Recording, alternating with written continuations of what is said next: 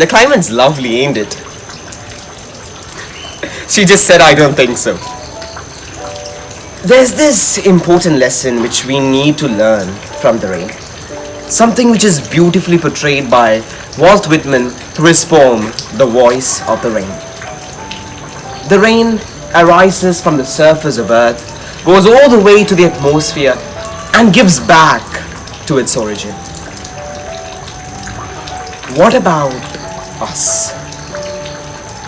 Many of us dream of going abroad and settling there.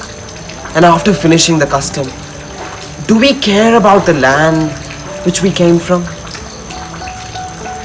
Never, never forget where you stood up, how you stood up, and who made you stand up.